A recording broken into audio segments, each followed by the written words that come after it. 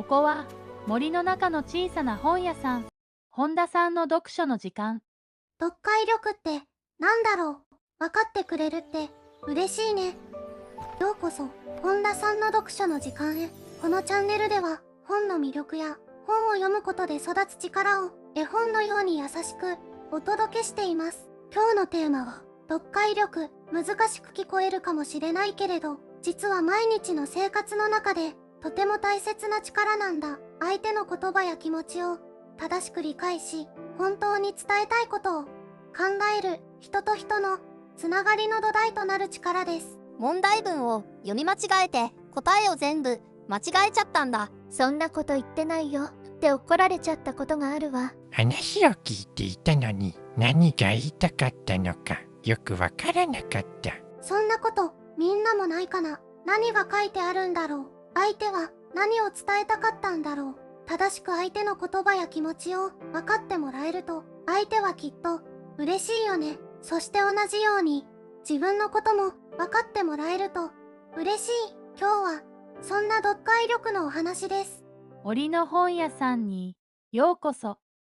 分かってくれるって嬉しいね。ある日、森の本屋さんに一人の男の子がやってきました。男の子は少し困った顔をしています。ねえ本田さん、学校で読書感想文の宿題が出たんだ。よくわからなかったからインターネットで見つけた文章を参考にしたんだ。そしたら友達に、それじゃ自分の考えが書けないじゃないかって言われたんだ。本なんて誰かの感想を読めば十分じゃない。本田さんは聞きました。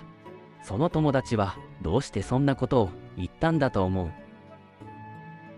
男の子は答えられませんでした。本田さんは一冊の本を手渡しました。答えは書いてないかもしれない。でも自分で読んで自分で考えることはとても大切なことなんじゃないかな。その夜、男の子は本を読み始めました。そしてある場面で手を止めました。あれ、その本の主人公は友達にひどいことを言われたと思っていました。でもそれは言葉通りの意味ではなかったのです。本当は彼のことを心配していたのでした。あ、もしかしてあの子もそうだったのかな。次の日、男の子は友達に話しかけました。昨日はごめん。友達はにっこり笑いました。男の子も少し笑いました。今日のお話はここまで。男の子の中には少しずつ新しい力が育っていました。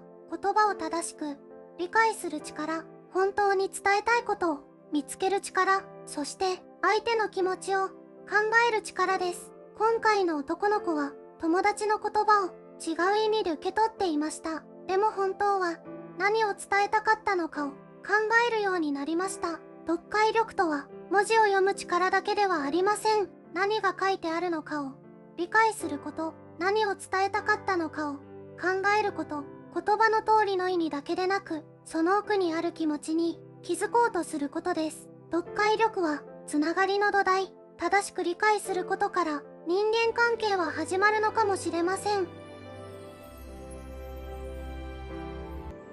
それじゃあ最後に今日の読書カードにシールを貼ろう。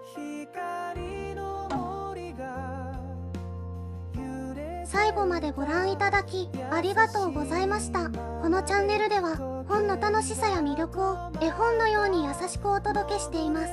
チャンネル登録やいいねで応援していただけるととても嬉しいです。それではまた次のページでお会いしましょう。本田でした。